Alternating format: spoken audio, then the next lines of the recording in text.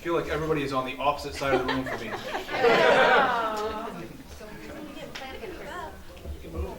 That's okay.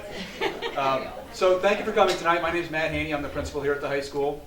And I'd like to welcome you and just kind of kick things off. I'll just talk about what we're going to do tonight.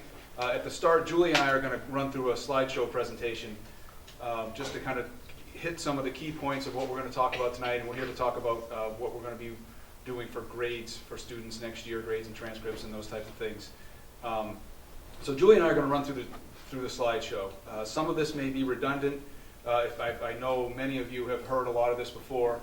If you had a chance when I sent the invitation out on the email system, there was about a 40-minute recording of a slideshow from the incoming freshman night. I don't know how many people went through and watched that. But so if you've done that, bear with us. We're going to go through some of that same information again tonight just to kind of ground us where we go. And we're going to go through that. We're just going to kind of walk through that. And so I'd ask you to hold your questions until the end of that.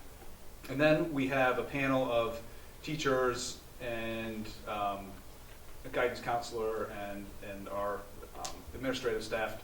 We're going to take questions at that point.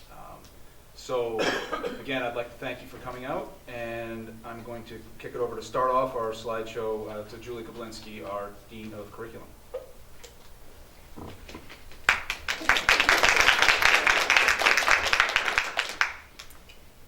How many of you watched the slideshow, the recorded presentation of freshman night?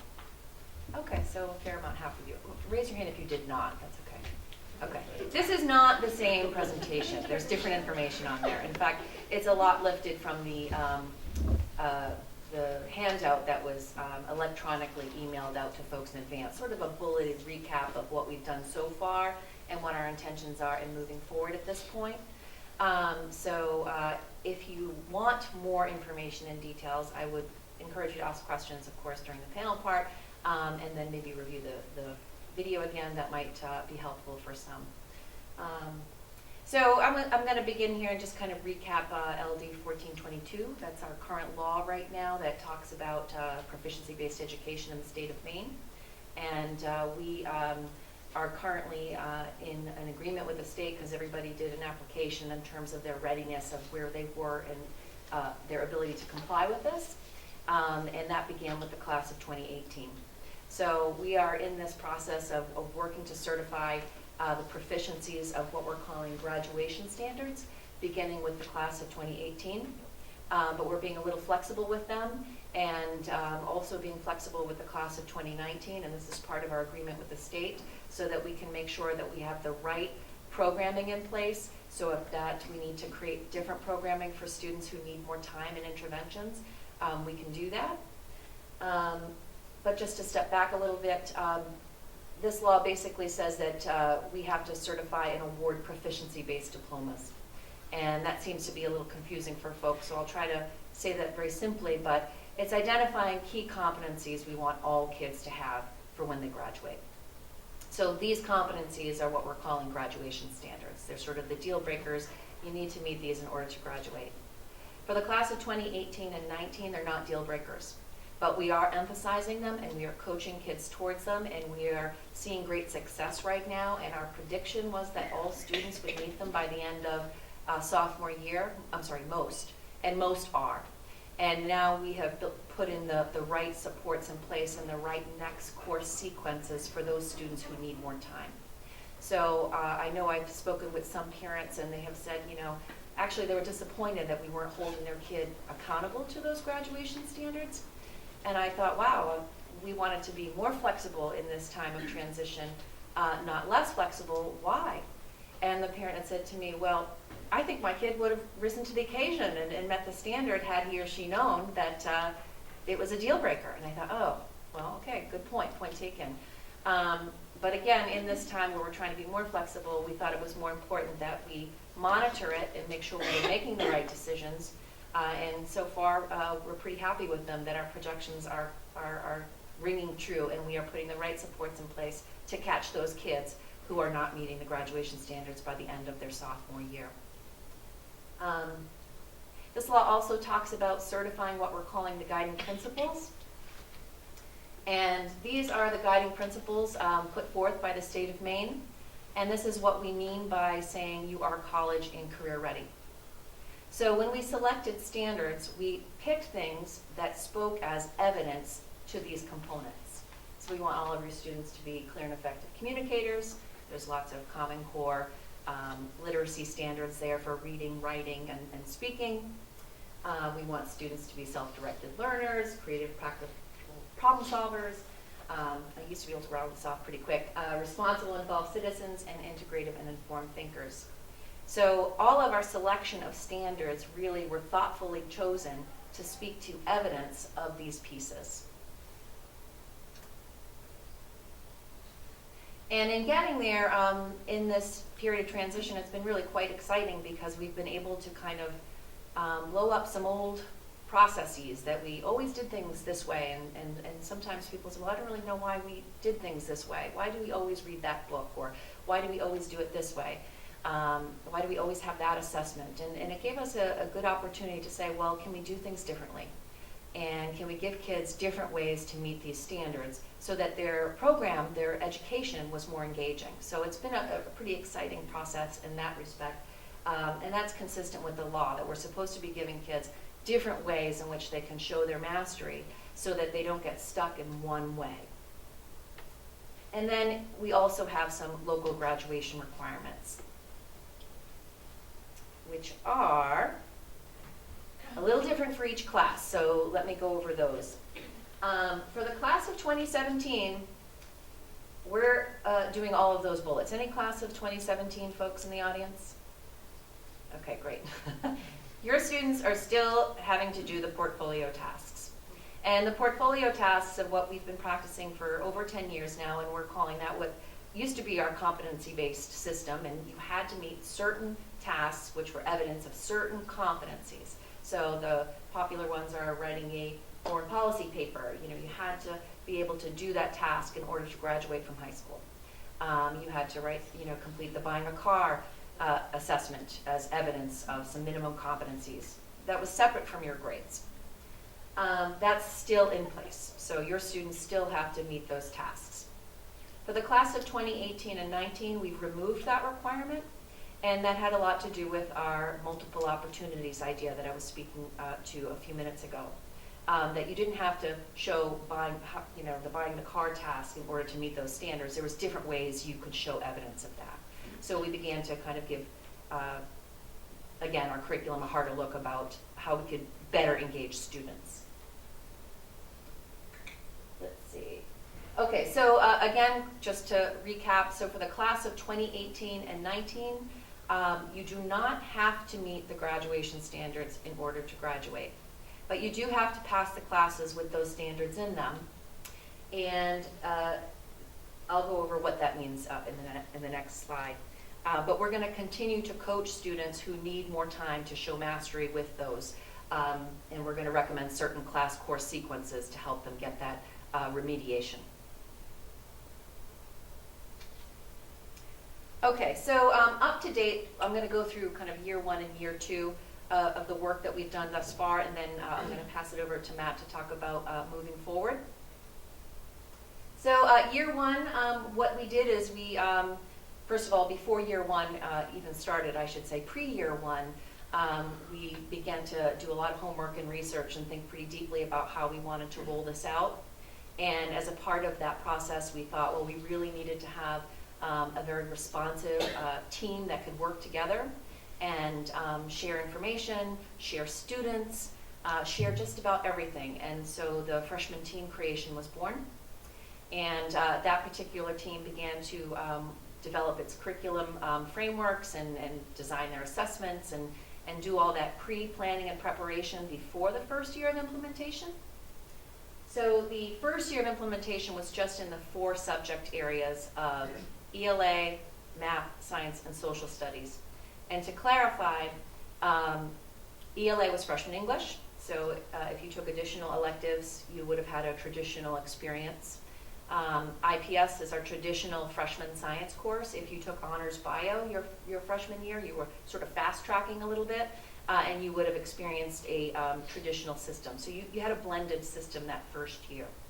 And in math, the only course that went standards-based was algebra. So we focused on the freshman primary courses. And while that was happening, our sophomore teachers were listening and learning and developing their own assessments and redesigning their own curriculum and preparation for the second year. Okay, so to pass these courses, you had to get a C-. That was the kind of minimum cut score for getting your credit. In algebra, math is always a little bit different. We don't have identified graduation standards, but we have a minimum competency established, and that was we're shooting for you to get 80%. And again, for the class of 2018 and 19, you're not held to that, but we coached you to that. You did have to get that C- to get your credit.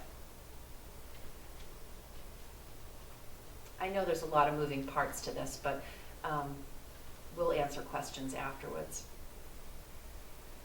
Okay, so what happened in terms of grades? Did everybody pick up a grading guide as you entered? Okay, it would be good maybe if we could pass those out. Yeah, just that handout. That's new and shiny, but it's not new. It started off in Google Docs. It started off, just regular documents. And then we just repackaged what we've been using as our grading agreements for a couple years now. We've made a couple of modifications on that one, and that's really on how we want to move forward with the reporting. But for the most part, that's pretty true to form, that's what we've been doing in terms of assessing for the past 2 years. So what did that look like? We basically had asked all teachers to make sure that they had very clear criteria with students about what they were assessing. Those were to be standards aligned.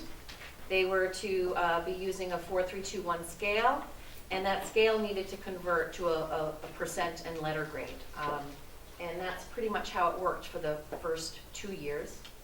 And in general, the final course grades was an average representation of your achievement with standards. So things like habits of work were teased out, homework completion, things to that effect. And then this worked in concert with our current grade point average system. An A- spits out a 3.667 in your grade point average. That's a pretty common number. And so it worked with our current system, and that's it on that. Teachers wrote comments about students' habits of work in report cards, and they may have written things to the effect of, Johnny didn't meet his geography standard, and I expect him to focus on it in his next course sequence. So there was feedback given in terms of how they were doing with these standards and how they were doing with their habits of work in the comments. At the same time, we had teachers tracking progress in a program called Mastery Connect. And this is a program that we felt we needed, in particular because we were doing a lot of interventions, and also we were wanting the information to pass on from one teacher to the next teacher. And when we were talking about working together to make sure all kids had these very important standards, we knew we needed to have some very fluid data sharing. So the primary responsibility of Mastery Connect was to make sure we could keep where kids were in relationship to standards up to date, and that information could easily pass on to the next teacher.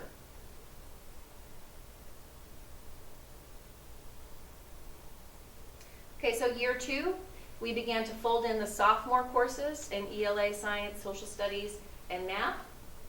Math actually got pretty good at this stuff and went ahead and opened up a couple other courses and brought it into the standards-based work, including Algebra 2 and statistics. Phys ed and health were folded in across the board in all of their courses. And then the freshman courses, of course, continued on. They continued on with this same premise of the standards-based grading and reporting. And math teachers began to open up the portal in Mastery Connect. And inadvertently, I think they opened up a few others, and some volunteered to open some up. So that seemed to provide parents with a better view of how their students were doing with their standards. and it seemed less confusing than just seeing a list of assignments and then a kind of a running GPA, or sorry, course grade in terms of their performance. So we began to see a little bit of interest on the part of parents to say, you know, why aren't we all doing this, and why can't we open up all of the classes?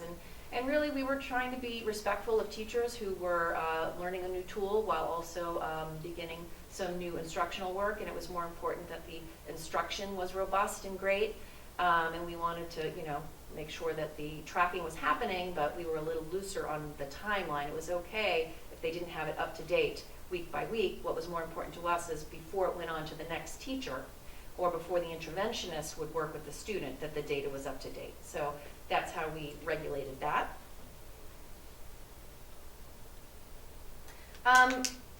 We began to take a hard look at what our honors programming looked like, and we came up with some more clear agreements on what honors courses should look like. And we were, well, basically this was it. If your kid was consistently meeting and exceeding, we recommended you for honors coursework. That didn't overrule other teacher recommendations or other components, but generally speaking, those kids were the kids who were thriving and ready to work with new standards and additional standards. And then we also began to take a hard look at kids who were just not thriving the moment they walked in the door. And so we didn't want to wait until students weren't successful before putting new programming into place. We were already beginning to identify students who needed a different way of learning, a different opportunity really to show that it could meet and master standards in different ways. So we put in place Island Pathways, which is an alternative program, and it is a way to experience project-based learning, experiential learning. It partners with the Eastern Maine Skippers program. It's team taught. And it's really been quite a wonderful asset to this year's programming. We're pretty excited about it. Okay, I'll pass this off to Matt.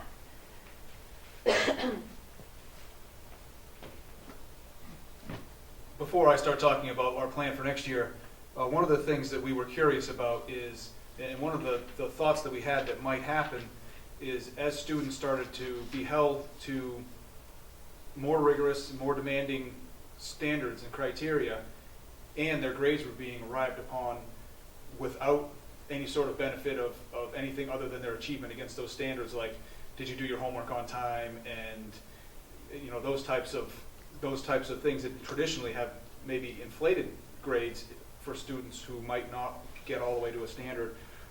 Our theory was that we would see fewer very low grades, and we see fewer very high grades. However, we looked at, and this is a relatively small sample size, but these are the grade point averages that have been accumulated by each of the 4 classes. So if you look, the left-hand column is the grade point averages, percentages of each of those in those categories. So the blue all the way on the left are the very high grade point averages, and so on as you go down. If you look, you'll see that part of our theory has played out. There are fewer very low grades in those freshman and sophomore classes. The other part of the theory actually has not played out, and you do have still solid percentages of students getting very high grades. So that has actually been a pleasant surprise for us. Now, I understand that the students in the left-hand column have gone all the way through high school, endured more rigorous higher level classes. However, just at a quick snapshot with the information that we do have, this wouldn't be any sort of a scientific examination, but it is just a good quick glimpse at what's happening right now. So as we plan for next year, Julie mentioned before that we anticipate, and we're seeing it play out, that the majority of students will meet those graduation standards in their freshman and sophomore years. For those that don't, we're building into the 11th and 12th grade courses in English, social studies, science, in those 3 areas. Not only will they continue to work and learn the material and gain credit towards graduation, towards that requirement, they also are going to have opportunities to go back and address the standards that they may have missed in their first 2 years.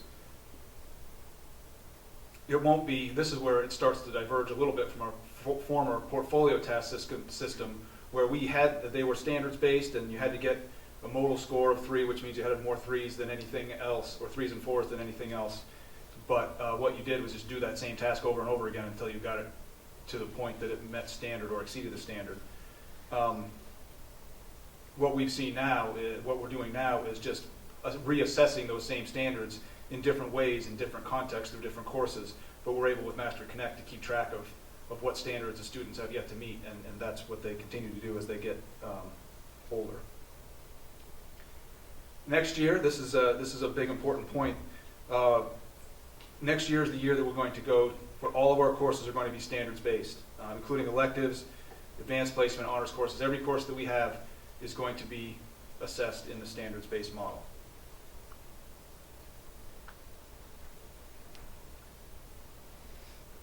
Starting with the students who enter as freshmen next year,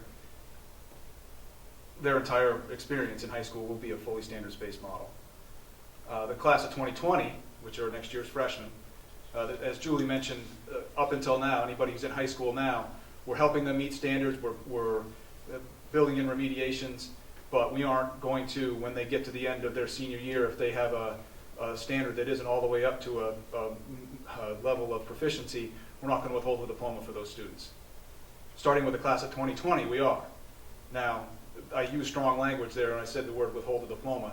That's not going to happen in very many cases at all, because we're going to be building in layers and layers and layers of support, not just as time goes on, but right in the moment. And students are as I showed that slide a few back, fewer and fewer students each year are having that very low level of performance. The Mastery Connect, which you're going to see in a minute, the Mastery Connect portal will be open to parents in all the classes, and it will generate reports. So you'll be able, as parents and students, be able to see what standards they're meeting, what standards they're exceeding in, what standards they have yet to. You'll also be able to see in Mastery Connect what standards have been assessed and yet your student didn't do, which is an important thing to be able to know. Once courses are finished, and again, Julie's going to talk in a minute about the calculation of grades, PowerSchool will still be the format where final grades are entered and stored, and transcripts are generated through PowerSchool.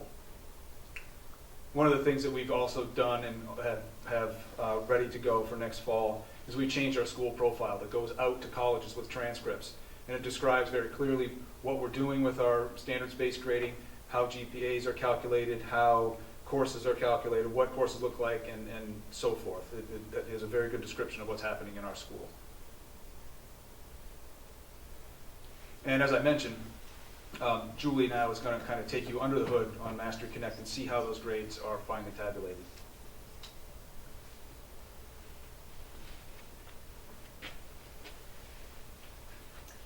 Have you been in Mastery Connect, any of you? Okay, so you probably got this activation email and logged in, or did you go through students? Parents, okay, good. I've noticed that some people are having trouble sending out the activation email, so a good sense for me to have. But you should get an activation email that looks like this, and teachers will activate that in the fall. And then when you follow the directions and log in, you'll see your students' courses, and this is just a model of 3 courses of a student. And then all of those titles of the courses are hyperlinks. So if you click on them, click on Development of Democracy, that one at the bottom there, you'll get a view that looks like this. And I like this view because I think it kind of illustrates how the graduation standards are being met. And this is a sophomore course, a typical sophomore course, which emphasizes the 6 graduation standards. They're the big ones: research, civic engagement, history. These are no small little standards here. And generally speaking, most students at least meet them by the end, if not exceed. But sometimes we have, a couple that need additional attention. So this student would be then encouraged to be mindful of that particular standard in the next course sequence, which is U.S. history, where they'll again be working with that geography standard. In the top right-hand corner, that's a little misleading. It's a percentage there, and it means 83% in mastery. It's not an 83. And actually, there's a lot more to this for those of you who are looking at your child's work now. If you take a look at the reports icons on the right-hand side, you can see different views, and there's actually some progress reports in there that you could take a look at. So this is in moving towards next year.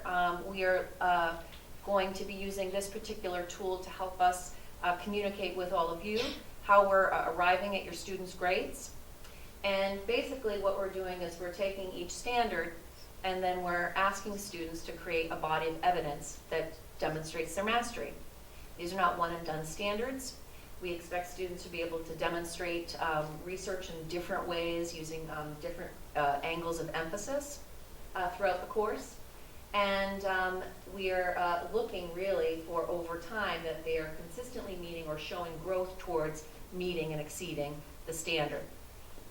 That being said, when we calculate a student's mastery score, we're not looking at each standard equally. So, for instance, a history standard is often calculated with an average because it's not more difficult to show the same kind of assessment with different time periods. So the assessment might be the same expectation in the French Revolution, but we're looking for you to show it with the French Revolution content as opposed to the World War I content, which it's just different content, we're exchanging it. And so we think in order for you to demonstrate mastery against that history standard, that you should be showing over time an average calculation that shows your performance with that standard. But more often than not, these are skill-based standards, and your first time around with a particular assessment, you may not be as good at it than towards the end. And so we use what's called a weighted calculation. And the idea being that with each assessment and each sort of opportunity you have to show that you're meeting a standard, and actually I'll pause right there, a parent had said to me, Julie, you always say meet the standard and mastery and interchangeably, and I think they're different things.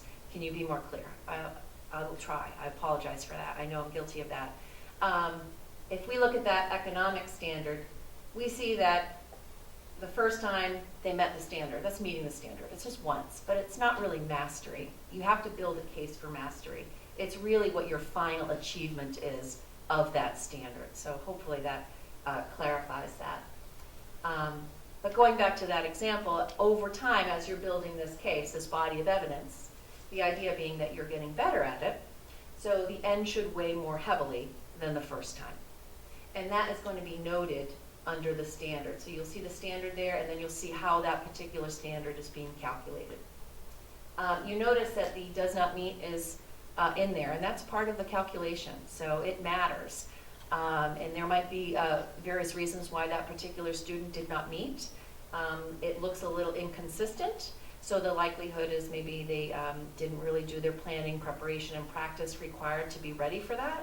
And we do hold students accountable for those particular deadlines when they're not doing their share of the work. So our feeling is that if you are doing your share of the work, you are doing your planning and prep, you are keeping up with the classwork and homework, and then you get a do not meet, we absolutely want you to have another opportunity to resubmit, to retry, to revise, because it's more important to us that you learn the material and show evidence that you've learned it. And okay, so that's the two different kind of, there's a few calculation choices that will be noted there. And then your final course grade is going to look a little something like this. And this is the teacher view. I just wanted to show you a different view. If you notice there, that history standard, it's a 3.13. In that instance, I was talking to you that calculation would be an average of all of those performances. So it's not always a straight number. Sometimes it can be. You might see a 3.0 there.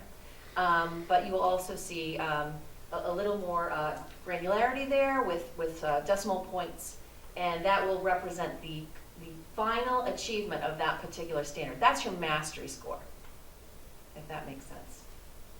And then once you have your final mastery score at the end of each standard, your course score, your grade for the class, is going to be comprised of an average of those scores. So that will be a little more equal. And now we will have a report like this that we will share with you, and that will be available next year. We are working with a group, parent-teacher advisory council with some students, and actually I see a student in there, so you might want to join in. We could use some more student voice there. I was competing with driver's ed. It's really hard to get kids out of driver's ed. At any rate, so this is one view we're looking at in terms of reporting for next year. So you would see a basic breakdown of the standards. You would see the final course grade as calculated there. We've talked about adding a letter score. We currently have letter scores represented there, and that current letter score, I forget what it would be right now, but I think it's a B-, thank you. And we haven't finalized that, but we've gotten some really good feedback, and this is an opportunity to ask some questions too on what would be best for kids in moving forward.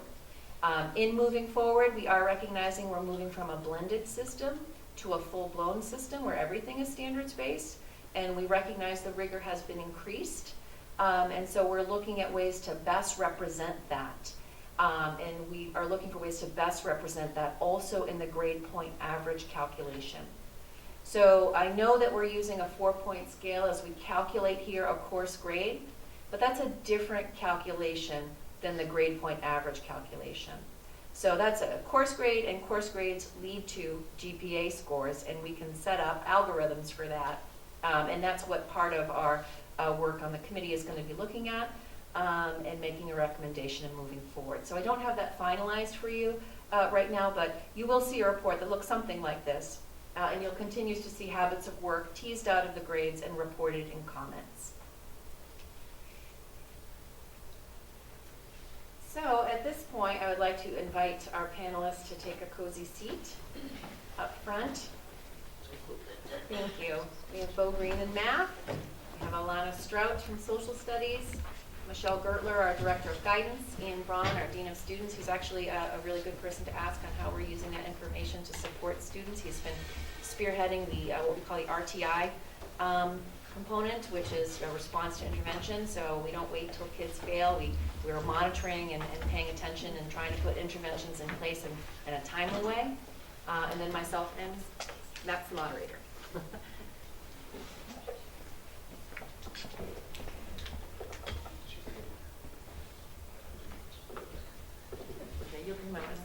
Okay, so again, Julie and I were talking about this today. This is it's exciting that, and I honestly I wish this room was full, because this is really one of the first times in schools that we've actually been able to talk about grades and how they're created and how they're representing what the students' work actually is. And so this is a conversation that would have been completely taboo even 5 years ago. So again, I appreciate you for participating in this conversation, and in particular for the teachers for being willing to open themselves up to these conversations. So we have about 25 minutes or so. So I'll take questions, and then I'll kind of try to direct them to the most applicable person. So I'm going to open the floor.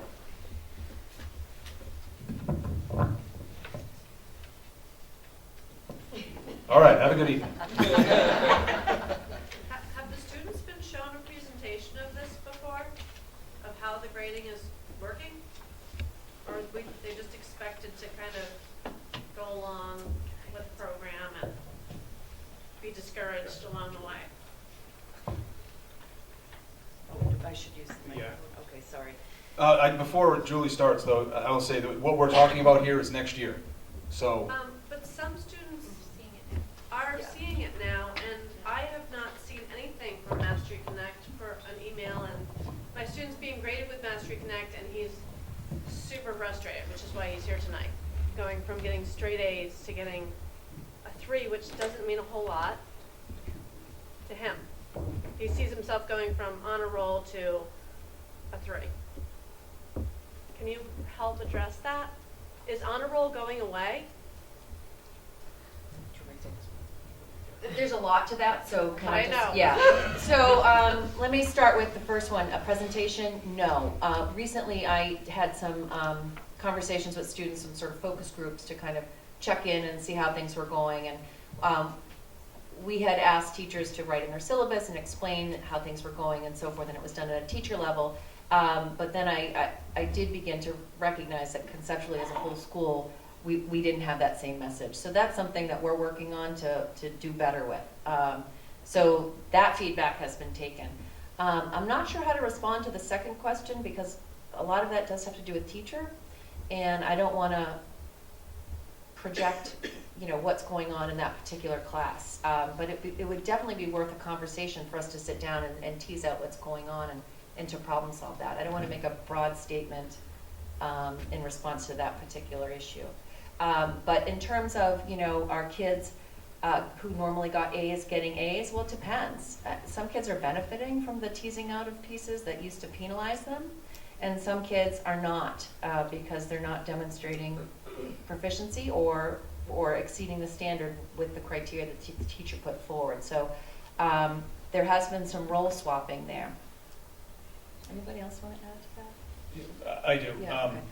So I want to also go back to the idea about us doing a presentation like this for the students. That's something that I think we're planning to do. However, the most important communication about how a student is going to be assessed in a particular class should be between the teacher and the class. I'm not saying that we aren't going to do this and talk to the groups as a whole, but Julie and I can't sit down and talk to students in groups of 1 or 5 over and over and over 500 times. So the most important communication is going to be, as it always has been, from the teacher to the student. How am I going to be assessed, or how am I going to assess you in this class? And we had a faculty meeting on Monday, and that's one of the key points that I pointed out was now more than ever, you have got to be as clear a communicator as you can be with your students about how they're being assessed. As far as honor roll, we have not planned on taking honor roll away at this point in time. Does anybody else want to add to any of that? I can speak for my classroom. I so love a microphone because I want to sing and I try not to do that. The one thing I want to add is at the high school, you do have the opportunity to continue to exceed standards and take honors and AP courses and exceed standards. So this whole I'm getting a 3 and that's it. I'm not sure where that's coming from because I know here there's plenty of opportunity to exceed standards and to really challenge yourself and to learn, okay, this is the bar, and if you haven't met it, what do you have to do to meet it? Some students will choose to meet it and some students might not. It kind of depends, but the opportunity to exceed and excel in different areas in high school is definitely available.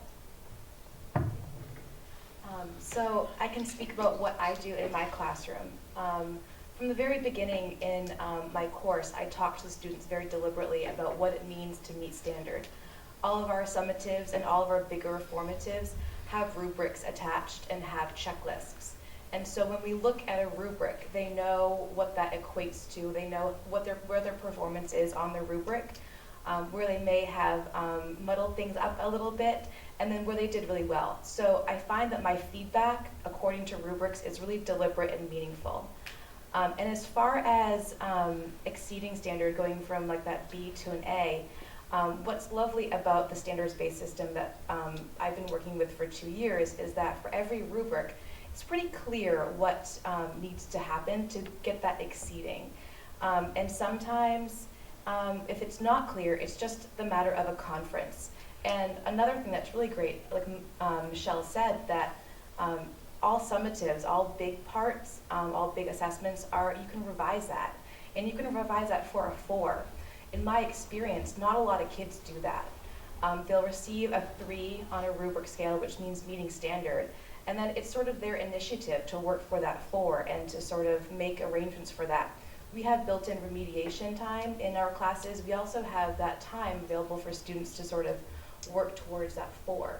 So in every big piece, it's built in. It's pretty well outlined what you need to exceed standards. So, but like what Julie said, our habits of work have been teased out. So whether your student collaborates really well or passes their homework in on time, that's sort of a separate consideration apart from grades. I have a question on that because I have concerns about them going to college when they can turn their homework in 2 weeks late because it's part of a standard, still be graded for it and not have it affect your grade. then how are we preparing them to go to college when a college professor says, if your piece of work isn't in at 12 o'clock, at 12:01, you will fail this class?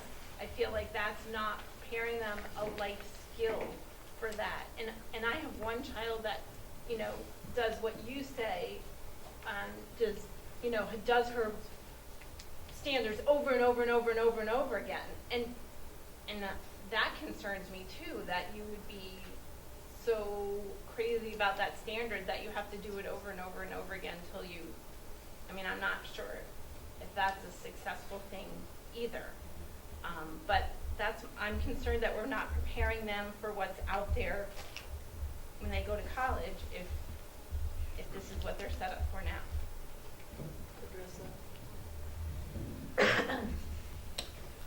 So, yeah, I'd love to talk about college for a second. A couple things come to mind with regard to that. I teach an AP class, which essentially is the equivalent of a college class, right? So my job is to make sure that whoever inherits this child next, academically, knows exactly what they should know. That's what my job is, okay? I'm not that child's parent. I had mine, one crack at it. So that's really what my focus is, you know? And if a child chooses to, I mean, I think what you're saying about having something 2 weeks late, and you know, I don't know any teacher that is just looking the other way and saying, "Oh, great, you didn't turn it in, no biggie, I'll see you in 2 weeks." That's not happening. But it doesn't affect their standard, so they don't. But that's not what a standard is. A standard is what do they know against a measured, articulated, well, whatever, standard, whatever you want to call it. Okay, what do they know against that? That's what it is. Okay, we have a place to write narrative comments, and I know that, you know, when I write narrative comments, I want my parents to know that I know their kid. That's the first thing that I want, to make sure that they know this teacher knows my child. I'm going to talk about that. If they're not turning their work in on time, you know, that's going to affect how they can deal with standards. And you know, I think that it's the whole, you know, the adoption of this standards-based system is partly really to remove exactly what you're talking about from their grade. Because that's not what we want. We want our grades to tell the story of what a student knows. That's what we want. That's not what we had. We all had grades that reflected a whole heck of a lot more than what we knew. And we want to be doing this, we want to be on the cutting edge of doing this right for it to be authentic. What does it mean against the standard? So, I don't know, So, like, I have one student that he'll not turn in his work for some of the standards all along. And then he'll take the test, and he'll get a 93 or whatever, and meet the standard for the final chapter. But say 3 or 4 standards that are not turned in are blank. But then 3 weeks later, he can turn them in and still meet the standards for those. But there's no, and I guess it's sort of like a life consequence. There's nothing that affects him for not turning in his work in a timely fashion, except for a comment from the teacher. And then that becomes I say that to him, but you know the kids are like, oh yeah, well, whatever, mom. It doesn't affect. So let me, I get what you're saying, Christine. You know what I'm gonna take this one. So I pulled this slide back up. And if you look at in the 12th graders, and all of the more than 10% have a GPA of less than 2.0, and that is filled with students who failed classes because they didn't turn in their work. And guess what? They failed a class when they were freshmen because there were deadlines and they got zeros on stuff they didn't turn in. Then they failed classes when they were sophomores because they didn't turn in things on time and they didn't turn things in and got zeros. And then they did it again when they were juniors. Punishing them through their grade because they didn't have good work habits didn't teach them good work habits. So, granted, the scenario you describe may not be teaching your son good work habits, but neither did punishing the students before him with their grades. So I think that's a big part of the shift. We need to get better at teaching those work habits and work skills. And the other point I want to make is that is a concept that you hear a lot. We're preparing kids for life after high school. Yes, but these are still teenagers, 14, 15, 16 years old. We should not expect them to fully behave as fully formed frontal brain adults. So I think we have some responsibility to teach that instead of punishing them for a skill they don't have. Let's see, I think Lynn had her hand up in the back, and then I'll take some more. Sure. I teach biology to the non-honors biology students, so I have everybody in that required, mostly sophomore class, from kids who could have taken honors and didn't, and maybe they didn't like science all that much, or maybe their lives were on overload and it was really a smart decision, but they certainly have the capacity to do honors work, down to, I have to use the word down, I mean, it's a range to kids who honestly have trouble reading much of anything. And this is transformative. I've been teaching 30 years, and I spent last summer going, oh my God, now it's my turn, you know, I can't retire yet. Am I going to get fired? This is like such hard work. And I have to say, having made the shift, I actually made copies of this. I talked with my students today about this meeting happening and asked them what they thought of this. So I have copies of anonymous things that they wrote about their experiences with standards-based. And what one of them said was, you can mess up. Well, what's always happened in the past with those kids who messed up? They got their zeros or their Fs. We kept on going. They didn't really get the material. They didn't really have that foundation to go on to the next class. But, you know, bad boy or bad girl, you know, they still have the poor grade, and it's all too much for them. With this, they can go back and fix that work.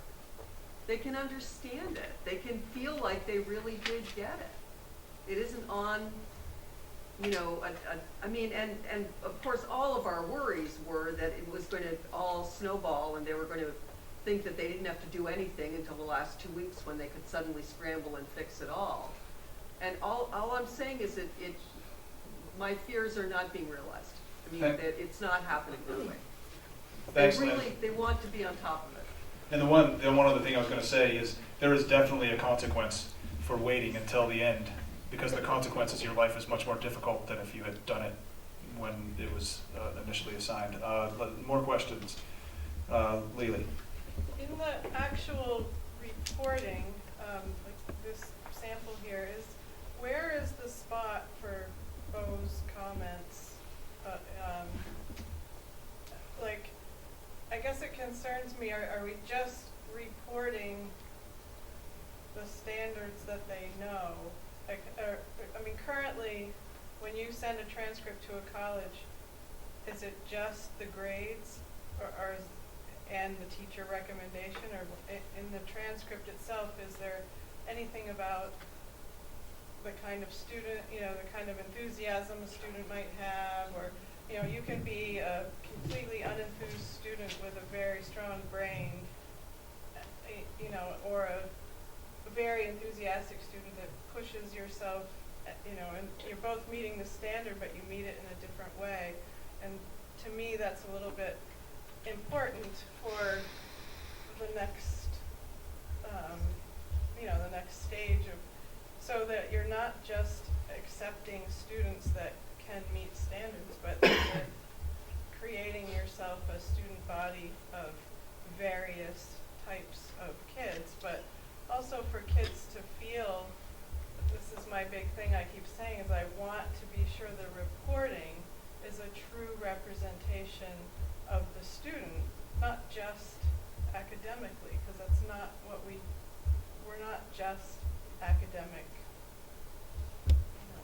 So I'm going to answer this one. The transcript has grades and credits and GPA, and with all the transcripts goes a profile of what our school is and our system. And with that, every student that applies to college has a letter of recommendation from their guidance counselor and a teacher recommendation, 1 or 2, depending on the school and what they're looking for. And I can say honestly, the letters of recommendation that we write are very much tuned to each child, to who they are. I say to the kids, okay, it's like a job, okay? Your transcript is who you are, and my letter is to get them to remember you. Who are you, and why are you a good fit for that school? I said every time I write a recommendation, I want them to know who you are and why. And not every school is right for every kid. And you know, because you're looking for that fit. You're looking for the student that's really going to do well there, who's really going to fit in. You know, I had a kid last year, and he went to look at the school, and I said, "What'd you think?" And he goes, "Miss G, they're my peeps." I said, well, that's important that they know that you felt like, oh my gosh, these are your peeps, because they need to know something about you and they need to know how they fit. And I know that guidance works really hard and gathers a lot of information from the students, from their parents, from their teachers, to write a full recommendation. So we say, this is who this kid is. I had a kid this year who got into schools and the parents said, I don't know what you wrote, but they got into college. And I said, I told them honestly about your kid and your kid's struggle and what their capability is. And they were like, we're so grateful. We really do individually. And it's important to us that each kid is seen individually as who they are for their strengths. And not everybody's strengths are academics. And that's important too. So to pull it back just a little bit, like for me as the mom of a student here in this school, is there more information than just Their grades? You know, just met the standard. Well, when I get this report card or whatever. So you're not talking college, you're just talking like Yeah, report cards and just- reporting. yeah. So all of the teachers will write. Well, yeah, I mean, It's on the bottom of this report, where down here it says willingly shares information, resources, and expertise with others, uses knowledge, like that might say, turns things in a month late. So that would be on this very report. Or Gronkowski, who says he throws things on the floor. Yeah. And then I have to cut that one, but yes. Well, there's also some teachers, I don't, but some teachers use a comment bank that really like says their habits of work that they can. I mean, you probably maybe when your kids were in middle school had those kinds of things where you plug in some code and it comes up with doesn't consistently turn things in on time. But just one really quick thing. Transcripts never did that aside from a student selling themselves and the recommendations. I mean, an actual transcript has never done that piece. So I don't think that's very different. I mean, I think perhaps what used to happen is that a transcript didn't really tell the whole story because it embedded those pieces into a grade and made those grades not really as authentic. Go ahead. Yeah, you mentioned conversion of what is the weighted average of a particular set of achievements into a GPA. I'm wondering if you could comment more on what that algorithm you spoke of, what will go into that, and whether or not advanced courses will be weighted in that algorithm. I'll go ahead and take that one. So that was two different questions. The first question is, what is the algorithm? That is actually one of the very things that is on the table with our advisory group right now. There are several options. But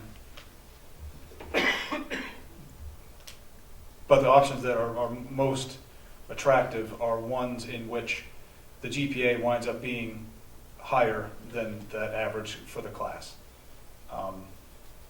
Because as Julie was mentioning before, it is true that the 4-point scale for the course grade is different than the 4-point scale necessarily for the GPA.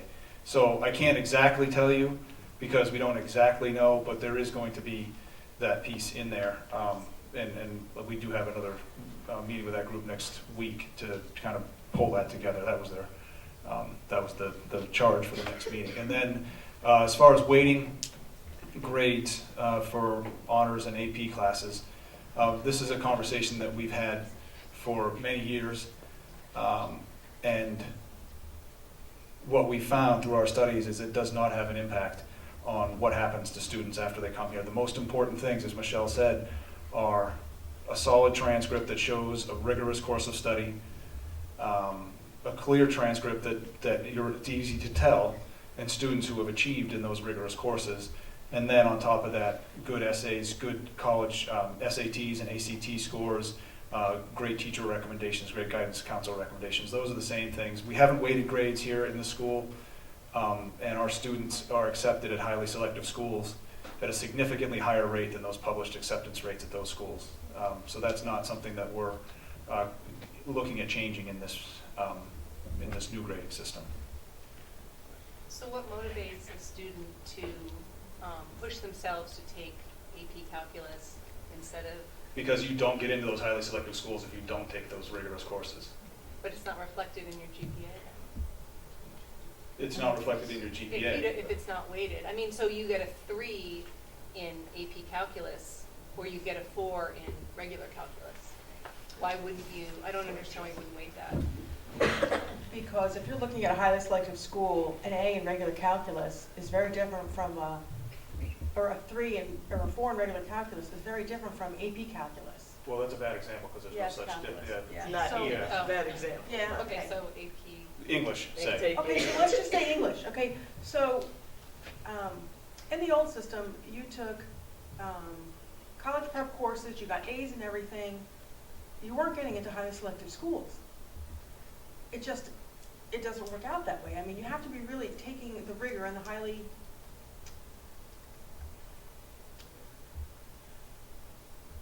Lost my train of thought. But you need to take the courses to get into a highly selective school. And whether your GPA is weighted or unweighted, I mean, this has been an ongoing thing for the 17 years I've been here.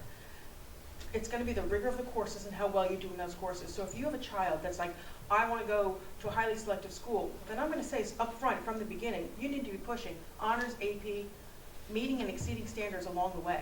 And you need to be doing a ton of other things. You have to have a passion for something. I don't care if you raise pigs. You do it well. You talk about how you're farming. You talk about your small business plan. You talk about what you're really doing. The kids that, I mean, Matt's right. Kids have gotten into great schools across the board. And the ones, and I say all the time, kids get into the schools they're meant to get into. The last thing we want to do is put a kid who's, I've got A's in all my classes, into a highly selective school where everybody else is like, yeah, I got this is easy, I did this, and this kid is working and working and working and working and working to barely make it. I mean, so I think the kids that are looking for highly selective need to be pushing for honors and AP, whether it's weighted or unweighted. I would hate to think that, okay, we weight grades, and I'm like skating by with APs my senior year to bring my GPA up, where all along I didn't do that. I want to see a pattern. I want to see a pattern of honors and AP courses and highly selective things and really pushing yourself to exceed if that's what you want to do, to have a shot to do that. So we're getting down to the last 5 or 10 minutes. I wanted to we've had a lot of questions about high achieving students. I was wondering if anybody had any questions about students who may struggle. I'd be happy to take other questions, but I want to make sure if anybody has one of those questions that they have a chance to ask it. Mia.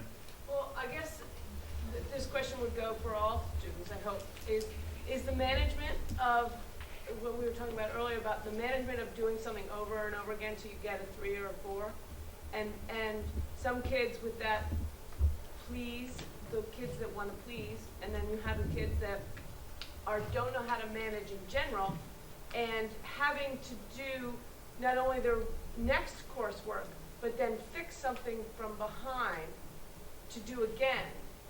If they're not good in managing their time and understanding that they need that, then they could fall farther behind, and that's a struggle.